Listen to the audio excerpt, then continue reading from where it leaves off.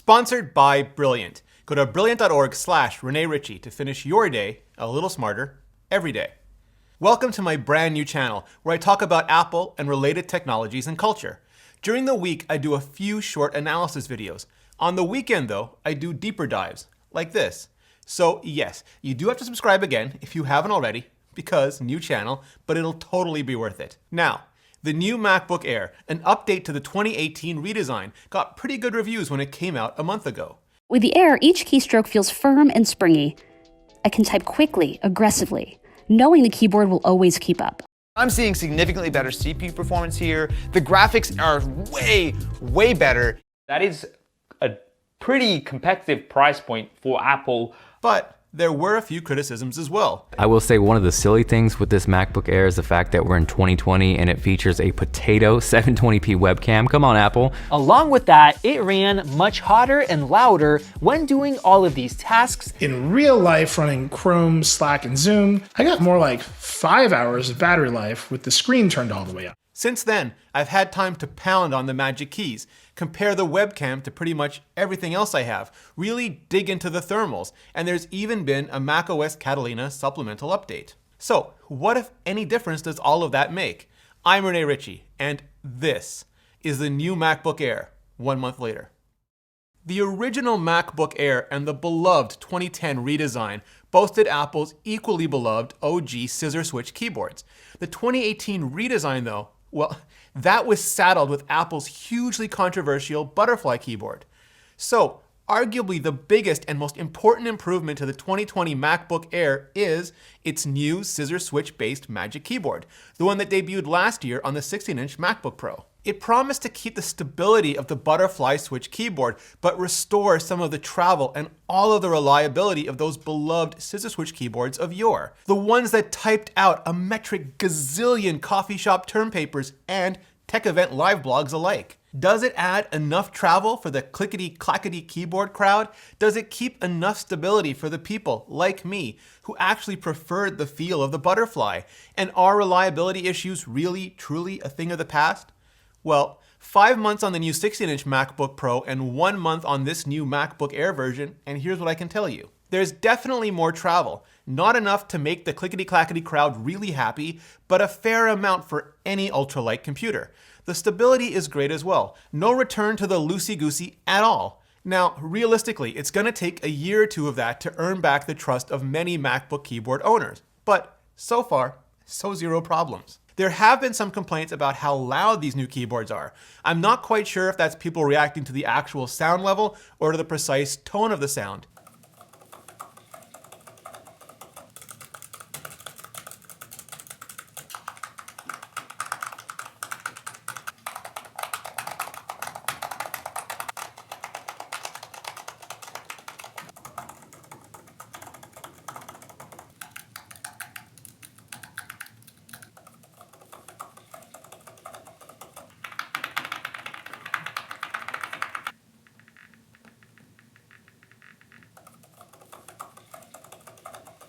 For me, it's a little loud, but not overly so. Let me know what you think, especially now that many of us are working in potentially quieter or noisier home settings rather than busy offices or coffee shops.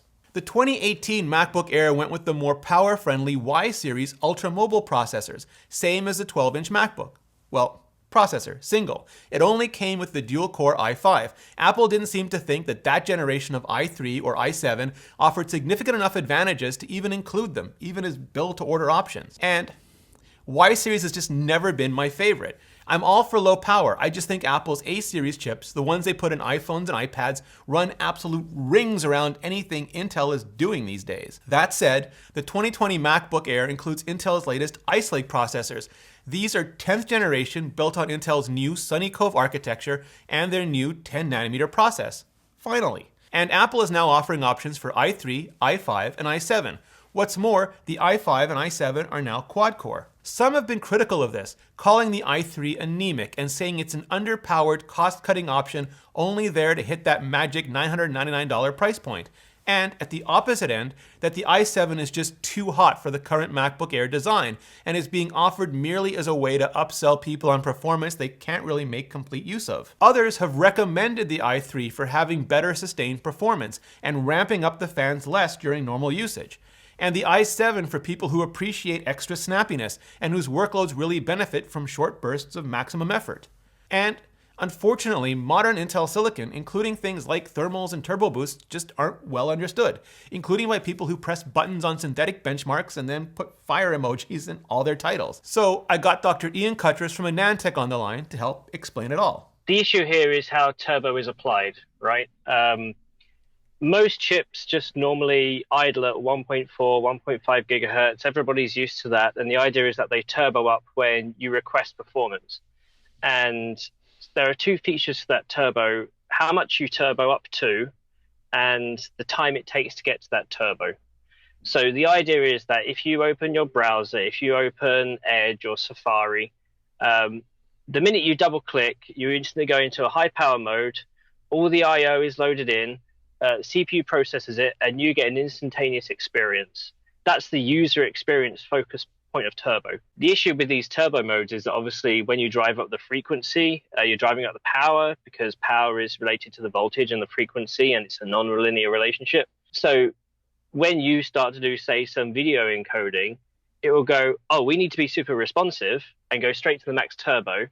And then it will sit there for a couple of seconds, then go, oh, hang on, we're drawing way too much power.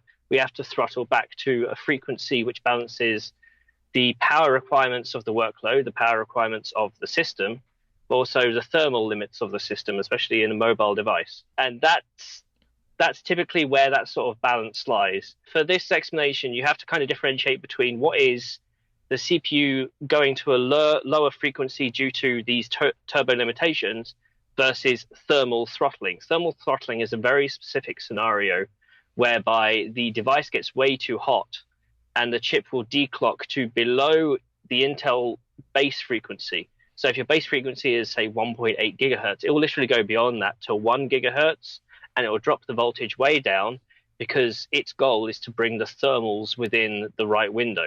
So if you're doing that video encoding workload, you're going for more than 15 seconds. And beyond that sort of 15 seconds limit, that's where you get into this sustained performance limitation. And Apple, I think, philosophically likes running at TDP Max. It just seems like that's what they designed for. But it's like I said, when you instantly load up an application, when you need that instant user performance, every device will hit their turbo max power, their PL2. So for a 15-watt chip, that may be 25 watts. And it will sustain it, very briefly. And the chip is fine to do that. But the minute you do anything more serious, it will slowly step down the frequency until it hits that sustained 15 watts or whatever Apple's doing. Because Apple always gets these special, better performance bin chips, don't they? I think that's what they pay extra for. And earlier.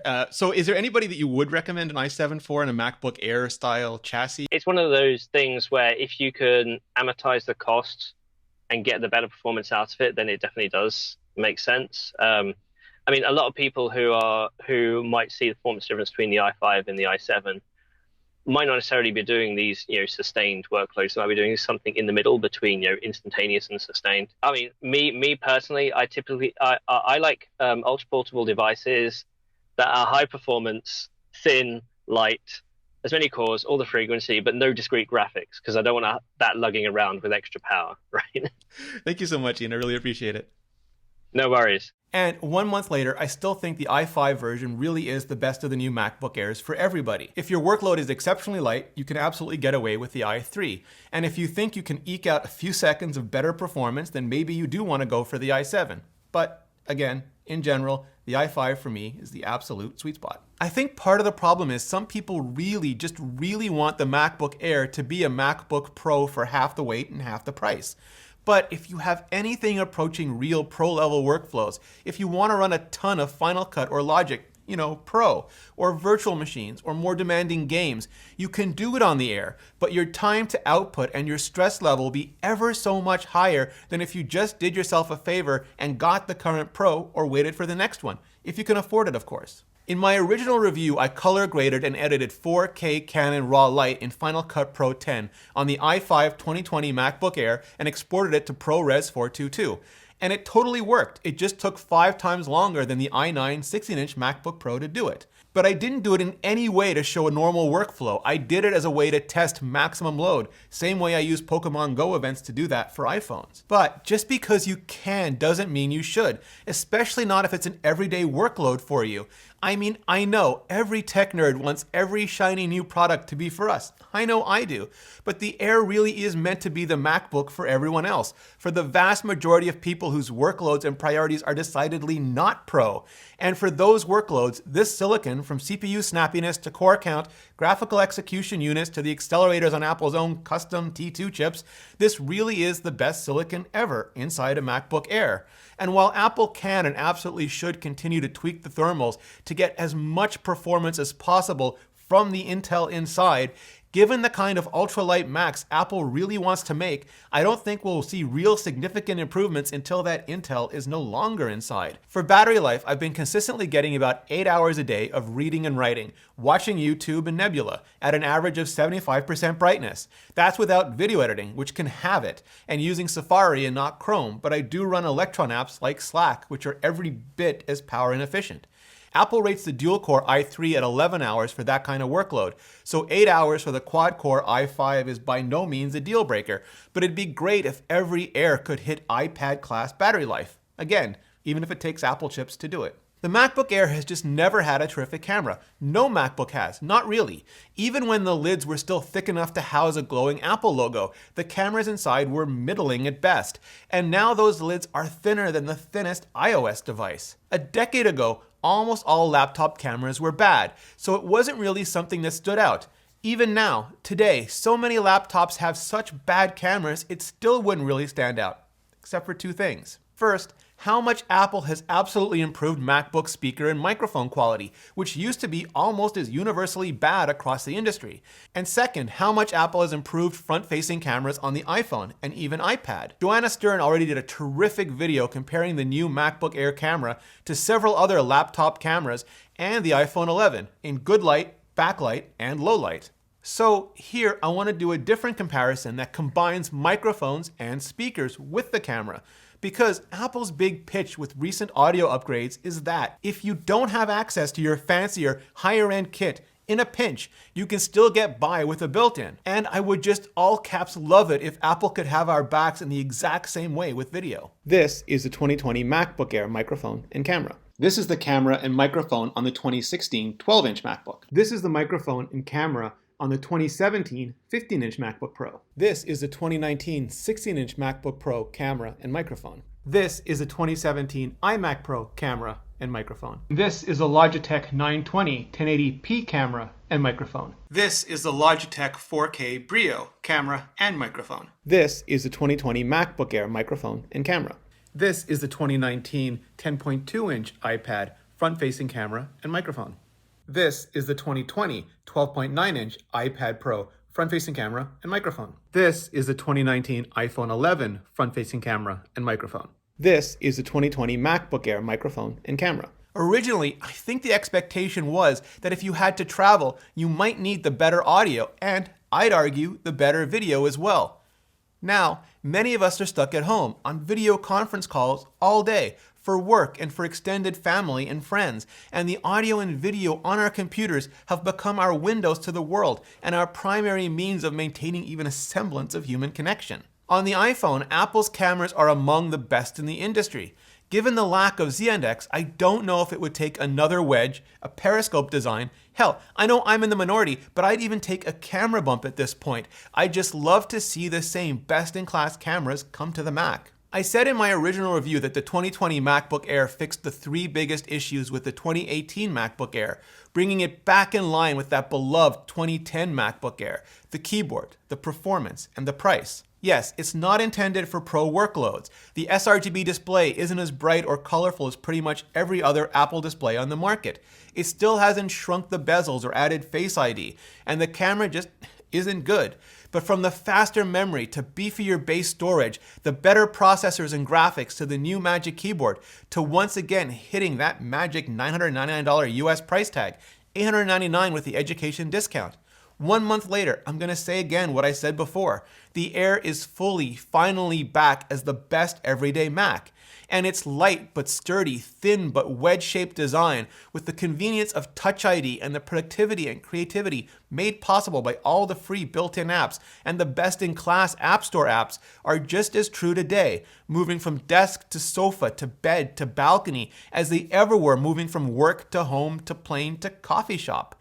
And I know that because I did the math, thanks to Brilliant's complete math course library. I mean, what better way to improve your knowledge and potential while stuck at home? You can learn or brush up on mathematical fundamentals, probability fundamentals, algebra, calculus, trigonometry, differential equations, and geometry fundamentals. See, brilliance is in taking complex concepts and breaking them up into bite-sized, understandable chunks. You start by having fun with their interactive puzzles, but over time, what you can accomplish is just amazing. Especially right now, we could all use just a little bit of amazing. To learn more, literally learn so much more, go to brilliant.org/Rene Ritchie and sign up for free. Be one of the first 200 people, and you can also level up with 20% off the annual premium subscription. Thanks, Brilliant, and thanks to all of you for your support. Should you look at an iPad or an iPad Pro instead of a MacBook Air? It's a totally fair question, especially as iPad processors eclipse Intel, and prices with accessories like the upcoming Magic Keyboard are starting to do the same. For me, the bottom line is this: if you need Mac apps, you need a Mac. If you prefer a traditional computing experience, from the clamshell to the terminal, you need a Mac. If you want the touchscreen tablet option and you're fine with or even prefer iOS apps, then by all means, check out the iPad instead.